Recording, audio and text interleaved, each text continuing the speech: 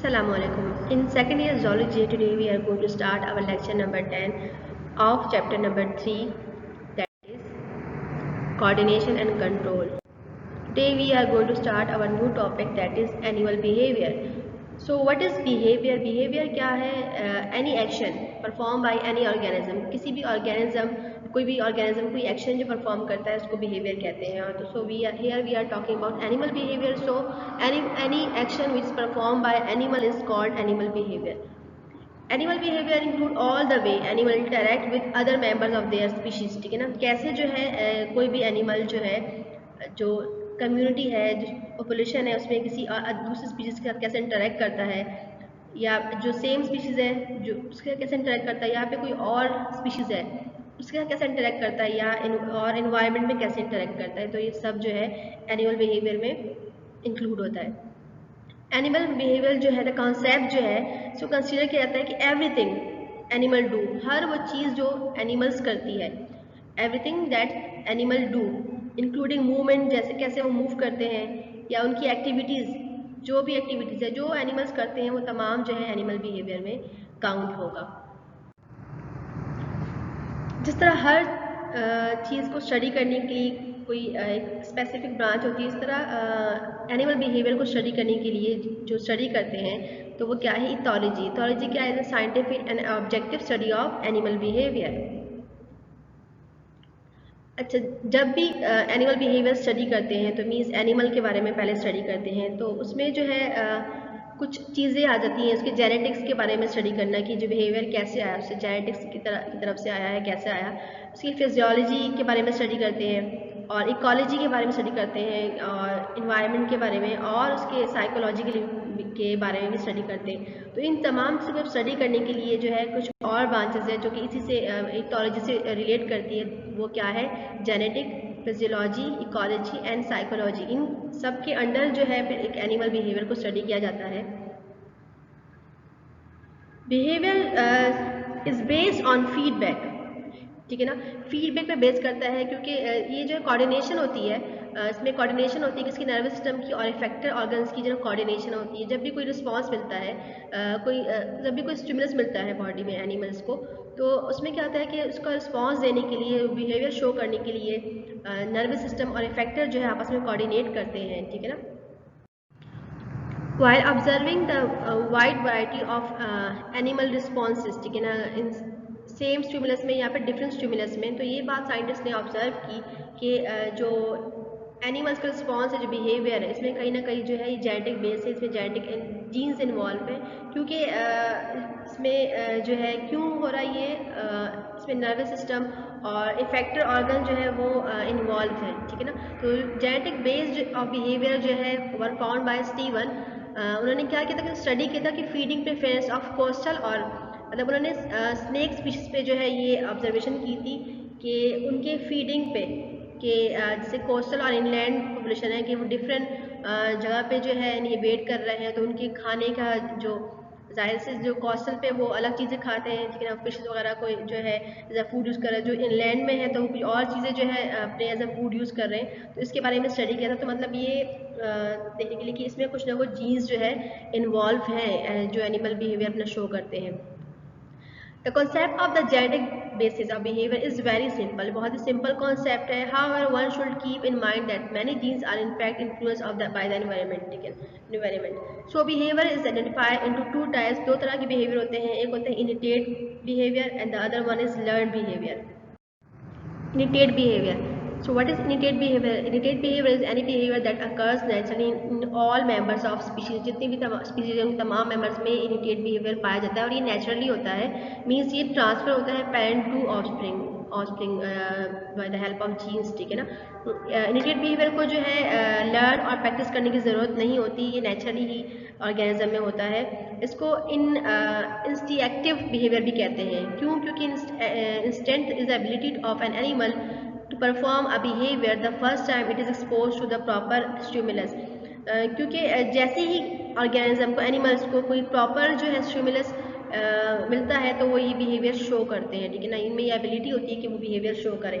कुछ एग्जांपल है यहाँ पे: web spinning of spider, communication of honey bee, the smiling of baby. जैसे कि ये जो बिहेवियर है ये नेचुरली जो है ऑर्गेनिज्म में होता है, एनिमल्स में होता है। एनिमल्स में होता है, इसको इनिटेड बिहेवियर कहते हैं, जो पेरेंट टू ऑफस्प्रिंग जो है ट्रांसफर हो चुका होता है। जैसे कि यहाँ पे एग्जांपल दी है वेब स्पाइनिंग ऑफ स्पाइडर, जिसका स्पाइडर जो है जाल बनाती है, जो वेब बनाती है, उसको कोई सिखाता नहीं, इसको कोई प्रैक्टिस नहीं करवाता, उसको नेचुरली उनको ही आ रहा होता है। इस तरह जो है कम्युनिकेशन ऑफ हनी बी। और इसके अलावा जो अगर बेस्ट एग्जांपल है तो स्माइलिंग ऑफ बेबी, जैसे कि बेबी स्माइल करता है अपनी मदर को देख के, फेस को देख के वो स्माइल करता है, तो कोई उसको सिखाता नहीं कि आई आपने इसको देख कर स्माइल करनी है, वो नेचुरली जो है उसमें ये चीज़ होती है। तो that is called innate behaviour. Innate behaviour के डिफरेंट टाइप्स हैं जो हम डिस्कस करेंगे। नंबर 1 है kinesis.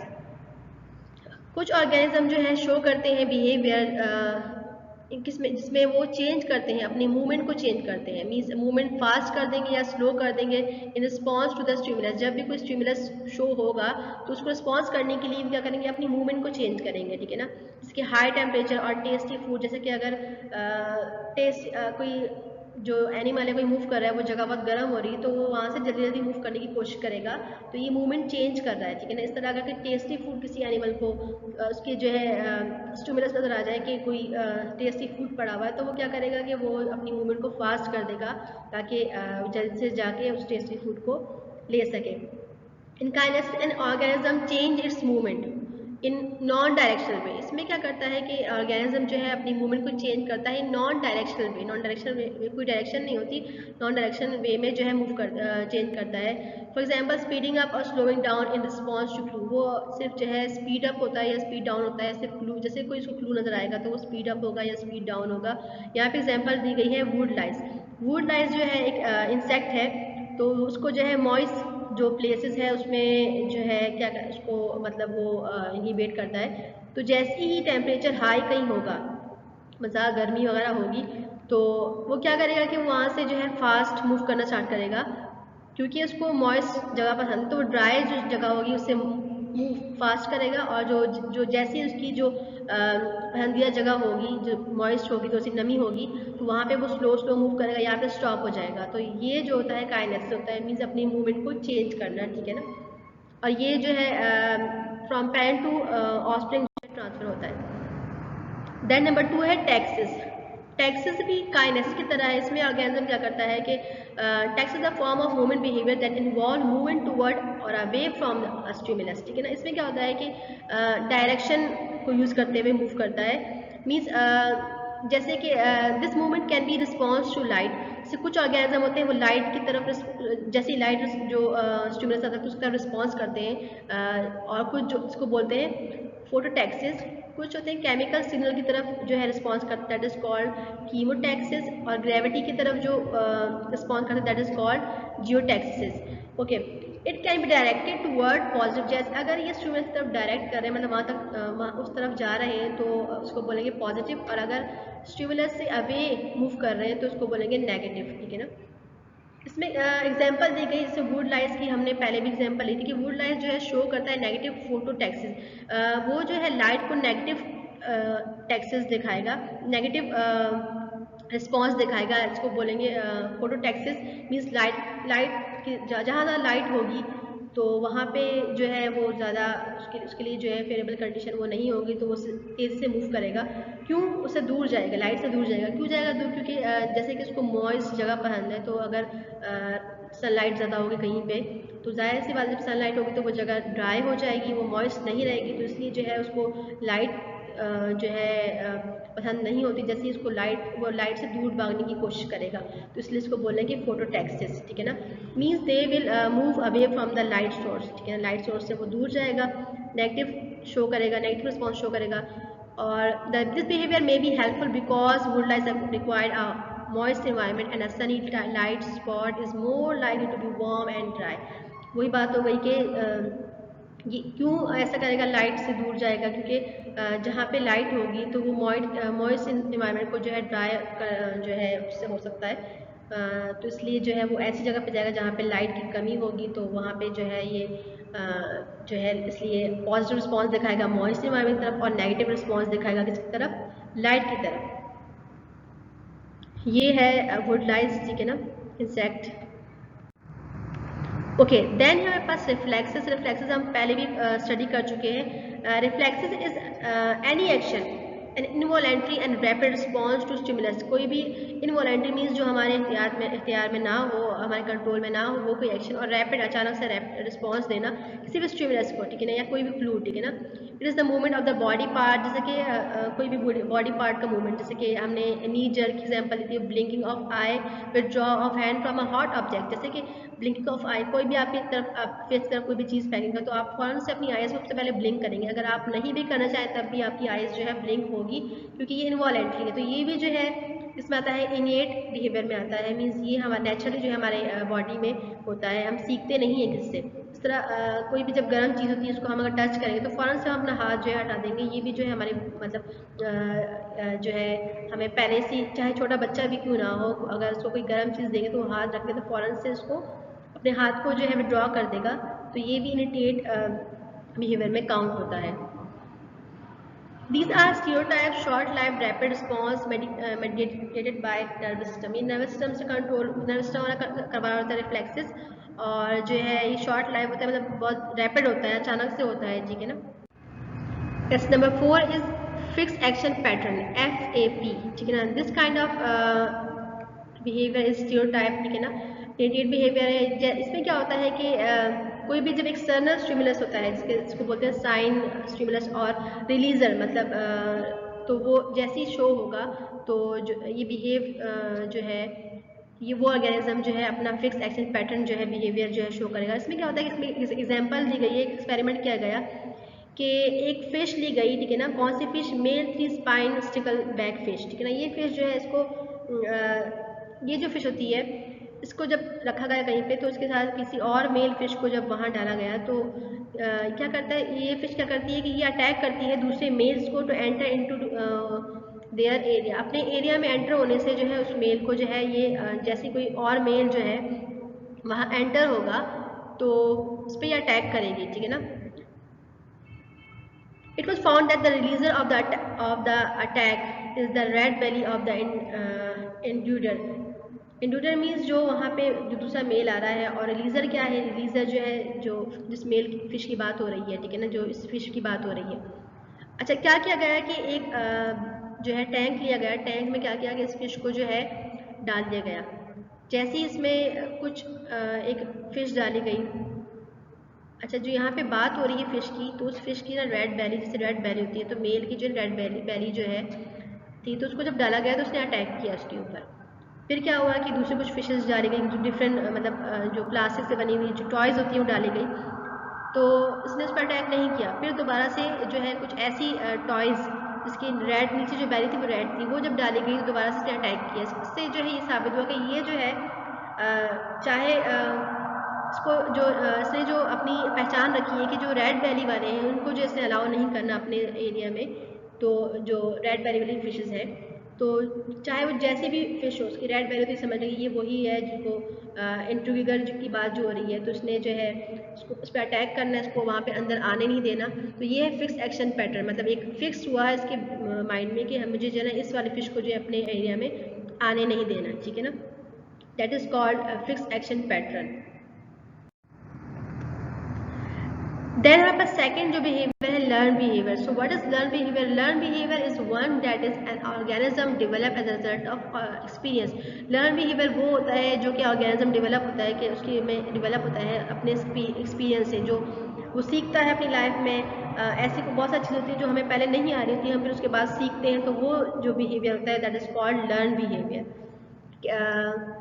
There are different types of learned behavior such as habituation, imprinting, classical conditioning, operant conditioning, latent learning, insight learning, reasoning, ठीक है ना। ये डिफरेंट टाइप्स, 6 डिफरेंट टाइप्स से लर्न बिहेवियर की मीन्स वो तमाम बिहेवियर है जो कि ऑर्गेनिज्म जो है अपने इन्वायरमेंट से, अपने एक्सपेरिमेंट से सीखता है, ठीक है ना। नंबर 1 है हैबिचुअल या हैबिचुएशन, ठीक है ना। हैबिचुअल क्या होता है? Habituation is a learn behaviour in which an individual response to stimulus decrease over time. इसमें जो ऑर्गेनिज्म होता है उसका जो जो किसी भी रिस्पॉन्स को जब वो किसी भी स्टिमुलस को जब रिस्पॉन्स करता है तो टाइम गुजरने के बाद जो जब बार बार वो रिस्पॉन्स को देंगे तो वो क्या करेगा कि उसको रिस्पॉन्स देना डिक्रीज कर देगा।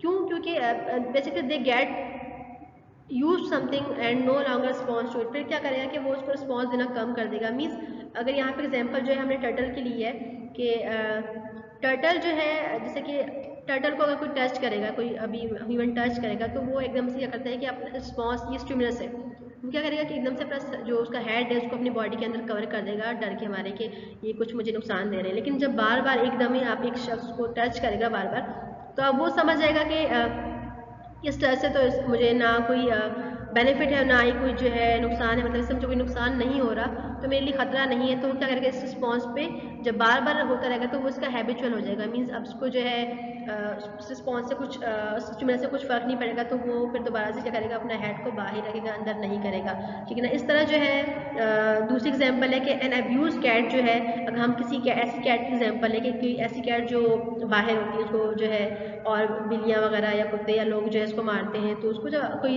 ह्यूमन, तो वो सबसे डर रही होती है, तो कोई ह्यूमन जब उसको जैसे ही लेगा तो टच करेगा, तो वो क्या करेगा कि वो सबसे पहले जो है उसको जो है डरेगी। लेकिन क्या होगा कि जब उसको रियलाइज हो जाएगा कि ये जो ऑनर है ये इसको कोई हार्म नहीं पहुंचा रहा, कोई नुकसान नहीं दे रहा, तो क्या करेगा कि उसके फिर उसको जो है पैटिंग करने देगी, ठीक है ना।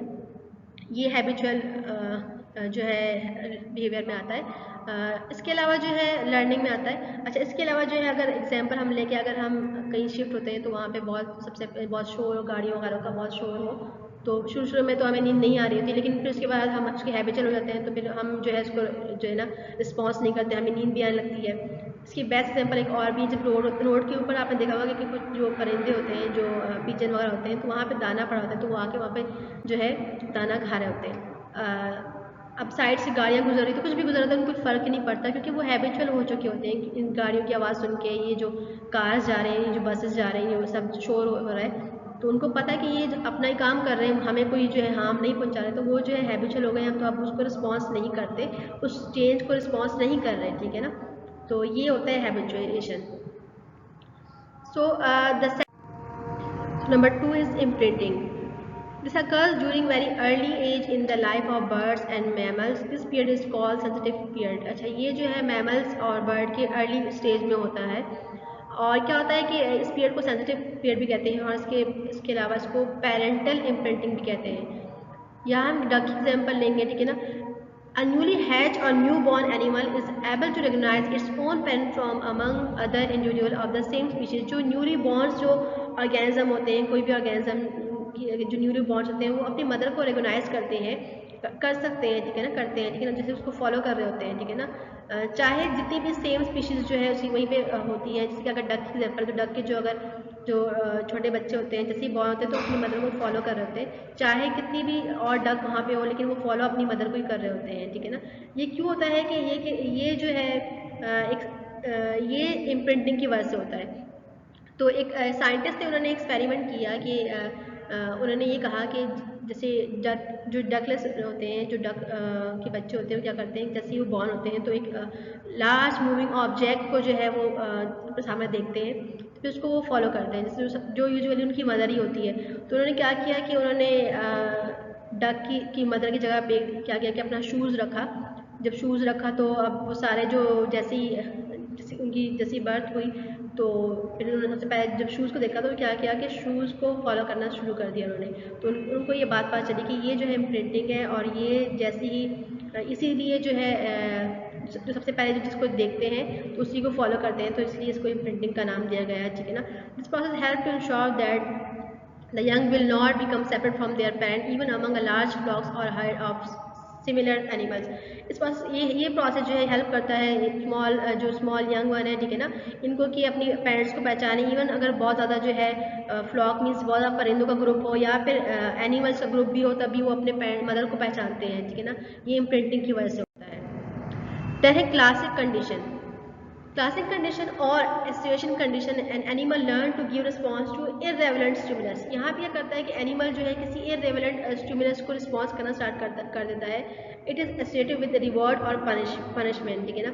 कैसे, यहाँ पे एक साइंटिस्ट थे, दैट इज आइवॉन, एक रशियन फिजियोलॉजिस्ट थे। उन्होंने 1902 में जो है एक एक्सपेरिमेंट परफॉर्म किया, किसके ऊपर, डाइजेस्टिव डॉग्स के ऊपर। उन्होंने क्या किया कि एक डॉग को लिया, डॉग की जो है ना क्या किया, उनको एक पीस ऑफ मीट दिया, जैसे पीस ऑफ मीट दिया, जैसे उसने डॉग ने उसको देखा तो एकदम से उसके मुंह से सलाइवा गिरना स्टार्ट हो गया उस फूड को देख के। फिर उसने क्या किया कि एक बैल ली। अब जाके क्या किया उसने, डॉग के सामने वो बैल बजाना स्टार्ट कर दी, तो बैल को कोई भी उसने रिस्पॉन्स शो नहीं किया। फिर उसने दोबारा से जब वो फूड लेने गया तो उसने बैल भी बजाई और फूड भी दिया। तो ऐसे उसने ये बार बार रिपीट किया। तो रिपीट करने के बाद डॉग को ये जो है इसके दिमाग में ये बैठ गया कि जब भी ये बैल बजेगी तो मेरे पास फूड आएगा। तो नेक्स्ट टाइम उसने क्या किया कि उसने सिर्फ बैल जाके बजाई, कंडीशन अप्लाई करने के बाद सिर्फ बैल बजाई, लेकिन फूड लेके नहीं गया। तो फिर भी डॉग एकदम से क्या हुआ कि उसके मुंह से सलाइवा गिरना स्टार्ट हो गया और फूड को वो समझ रहा था कि यह बैल बजेगी तो बजी है तो इसका मतलब है कि मेरे लिए फूड भी लेकर आएगा। तो ये होती क्लासिक कंडीशन या क्लासिकल कंडीशन। इस तरह का एग्जाम्पल हम ये भी लें कि अगर हमारे स्कूल वगैरह में जो बैल बजती है, छुट्टी की बैल बजती है, तो जैसी ही बैल बजती है तो बच्चे जो है, बच्चों को बैल याद रहती है।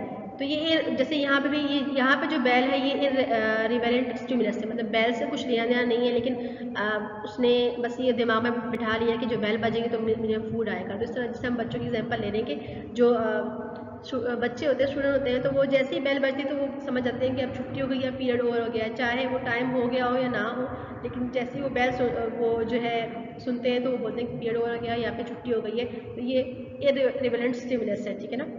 रिस्पॉन्स करना स्टार्ट कर देते हैं। देन है operant conditioning, trial and error learning. मतलब कोई चीज़ ट्राई करना फिर अपनी गलतियों से सीखना है, ठीक है ना।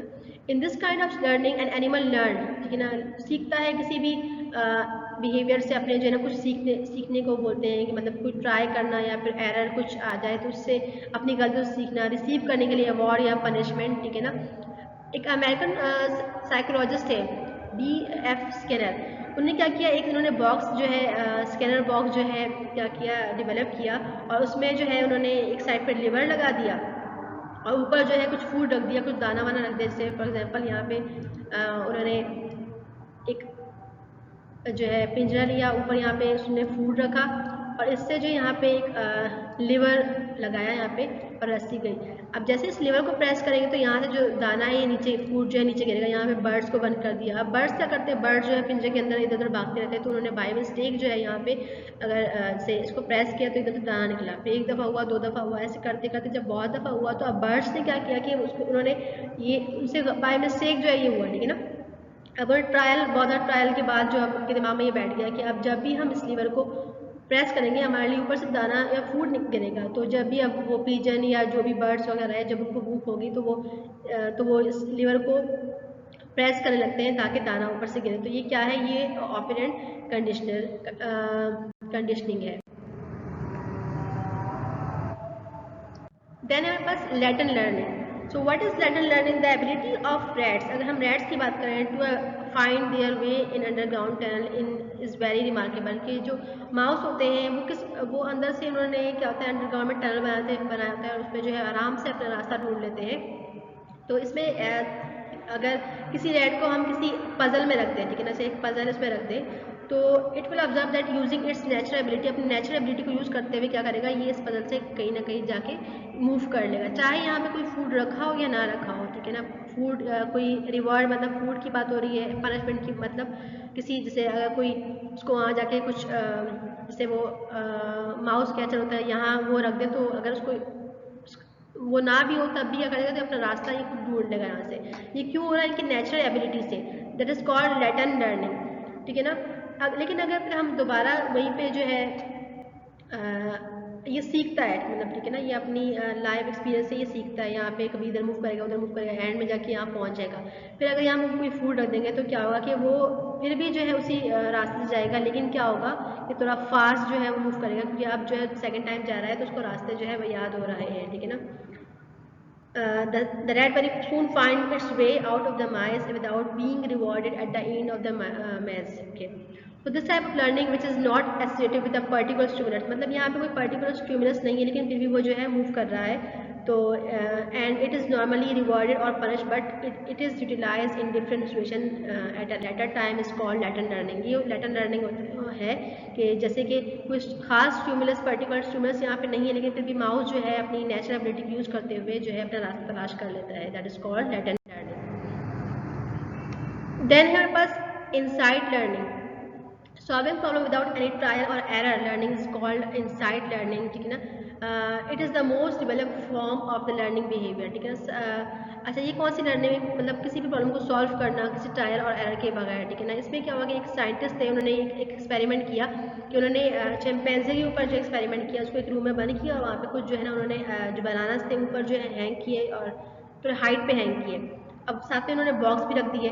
तो बनानास ने अपने जो है इंटेलिजेंस को यूज़ करते हुए क्या किया कि वो बॉक्सेस को रखा और उसके ऊपर खड़े होकर आराम से जो है वो बनाना जो है जो हैंग हुए थे उसको ले लिया। तो मीन्स ये जो है इनमें इनसाइड लर्निंग है, मतलब किसी एरर और या ट्रायल के बिना उसने ये काम किया, तो इसको हम बोल रहे हैं इनसाइड लर्निंग, और ये सबसे ज़्यादा डेवलप लर्निंग है। इसके बाद हमारे पास एक छोटा सा टॉपिक और है, that is biological rhythm. What is biological rhythm? Some living organism show करते हैं कुछ एक्टिविटीज़ करते हैं, ठीक है ना, एट रेगुलर इंटरवल। कुछ रेगुलर इंटरवल मतलब किसी 24 घंटे में या फिर सीजन में एक दफ़ा, साल में एक दफ़ा, डे या नाइट में ऐसे करते हैं, तो उसको बोलते हैं बायोलॉजिकल रिदम, ठीक है ना। This kind of behaviour is called time biology. इसको टाइम बायोलॉजी भी कहते हैं और बायोलॉजिकल रिदम भी कहते हैं, ठीक है ना। ये इंडिकेट करता है कि कोई ऐसी जो है कोई क्लॉक है उनकी बॉडी में जो उनको याद दिलाती है कि अब जो है मतलब उसको जैसे अगर डे में कोई काम करे तो वो नेक्स्ट डे वो ये काम करेंगे, तो मतलब उसको स्टिमुलस को जो रिस्पॉन्स देंगे। तो ये ऐसी कोई बायोलॉजिकल क्लॉक है लिविंग ऑर्गेनिज्म की बॉडी में। Okay, depending upon the external और इंटरनल रेगुलेटिंग फैक्टर, ठीक है ना। The biological rhythm can be differentiated into. अच्छा, ये कब भी करते हैं, मतलब कोई इसमें या एक्सटर्नल बॉडी के अंदर कोई जो है चेंज आता है या फिर एक्सटर्नल कोई चेंज आता है उसको रेगुलेट करने के लिए, ठीक है ना। अच्छा, दो तरह की टाइप्स होती है इसमें। एक होती है exogenous rhythm. It is control by external change. जब भी कोई एक्सटर्नल चेंज जब अप्लाई किया जाता है तो तब जो है ये कंट्रोल किया जाता है, such as 24 hours cycle of dark and light. जैसे कि एक्सटर्नल चेंज, जैसे कि दिन रात की बात हो रही है कि अगर लाइट आएगी तो एक ऑर्गेनिज्म जो इसको रिस्पॉन्स देगा, या फिर अंधेरा होगा तो दोबारा से ये जो है इसको कंट्रोल होता है किससे, एक्सटर्नल चेंज पे। एंडोजेनेसिस रिदम क्या है कि it is control by biochemicals और physiological change with the organism. जो ऑर्गेनिज्म के बॉडी के अंदर कोई चेंज आता है, चाहे वो बायोकेमिकल हो या फिजियोलॉजिकल हो, तो कोई हार्मोन के जरिए हो, कुछ भी हो, तो वो चेंज आता है, तो तब जाके ये इसके जरिए जो है ये कंट्रोल। एनिमल रिथमिकल बिहेवियर, ठीक है ना। इसकी कुछ there are some types of animal rhythm. That is number one is breeding season. What is breeding season? Many organism do breed. कुछ बहुत सारे ऑर्गेनिज्म होते हैं जो ब्रीड करते हैं, जिसमें साल के कुछ हिस्से में और उस पार्ट में क्या होता है कि जो उनके जो फीमेल होती है वो रेडी होती है रिप्रोड्यूस करने के लिए, रिप्रोडक्शन करने के लिए। तो जो ये क्या करते हैं कि तब उस सीजन के कुछ पार्ट में ब्रीड करते हैं, ठीक है ना। They produce young ones in season favourable for rearing and feeding. मतलब वो जो अपने रिप्रोडक्शन जो करते हैं वो जो है क्या करते हैं वंस इन अ सीजन, किसी टाइम में एक दफ़ा करते हैं, साल में एक दफ़ा करते हैं, कुछ टाइम होता है, स्पेसिफिक टाइम होता है, तो उसको बोलते हैं ब्रीडिंग सीजन। देन है by animal migration. By animal migration भी जो है ये बायोलॉजिकल रिदम का ही वो है। इसमें सेलेमोन्स और ईल्स माइग्रेट करते हैं sea water and fresh water more than once in their life cycle. क्या करते हैं कि अपनी लाइफ में एक दफ़ा तकरीबन जो है ये क्या करते हैं, माइग्रेट करते हैं, ठीक है ना। या कुछ और ऑर्गेनिज्म है जो माइग्रेट करते हैं। आपने सुना होगा कि कुछ जो जो बर्ड्स होती हैं वो अकॉर्डिंग टू एनवायरनमेंट, जैसे कि अगर यहाँ का एनवायरनमेंट गर्म है, अब वो ठंडे इलाके में रहना चाहते हैं, तो वो यहाँ से माइग्रेट करके उस इलाके में जाएंगे जहाँ पे टेम्परेचर जो है लो हो, ठीक है ना। नंबर ऑफ बर्ड्स ऑल्सो है माइग्रेटेड लाइफ साइकिल। कुछ बर्ड्स जो होती हैं वो भी माइग्रेट करती हैं, एक जगह दूसरी जगह माइग्रेट करती है, तो it is called biannual migration. Then हमारे पास daily rhythm. Daily rhythm animal are active for only part of the 24 hours cycle, ठीक है। कुछ ऑर्गेनिज्म होते हैं वो डेली एक्टिव रहते हैं, मतलब डेली जो है उनका लाइफ साइकिल चेंज होता रहता है। जैसे कि सम फंक्शन एट डस्क और डॉन, ठीक है ना। कुछ ऑर्गेनिज्म होते हैं जो अपना फंक्शन परफॉर्म करते हैं सुबह जैसे सूरज निकलता है तुलू आफ्ताब से लेकर गुरूब आफ्ताब तक जो है अपने सारे फंक्शन करते हैं। कुछ जो होते हैं सम अपने अपने फंक्शन करते हैं नाइट में, जैसे कि नॉट इसको बोलते हैं नॉटर्नल जिसकी हम अगर उसकी बात करें, ओवल की बात करें, तो वो रात को जागता है और दिन को सोता है, तो वो रात में अपने सारे फंक्शन परफॉर्म करेगा। Then some in the day diurnal, ठीक है ना। डायर्नल जो होते हैं मतलब वो ऑर्गेनिज्म जो कि दिन में काम करते हैं और रात में सोते हैं, जैसे कि आम भी हम दिन में काम करते हैं और रात में जो है मोस्टली हमारा सोने का टाइम होता है, ठीक है ना। तो ये जो है ये एक एनुअल हमारी बायोलॉजिकल क्लॉक है हमारे बॉडी में, जो कि ये लाइफ साइकिल जो है रिपीट कर रही होती है, साइकिल को रिपीट कर रही होती है, ठीक है ना। So this all about today's lecture, and ये चैप्टर हमारा यहीं पे फिनिश हो रहा है, कोऑर्डिनेशन एंड कंट्रोल यहीं पे हमारा ख़त्म हो रहा है। इंशाल्लाह हम नेक्स्ट लेक्चर जो है अपना न्यू चैप्टर स्टार्ट करेंगे। यहाँ पे जो है हमारा कोऑर्डिनेशन कंट्रोल चैप्टर कंप्लीट हो गया है। Thank you so much and अल्लाह हाफिज़।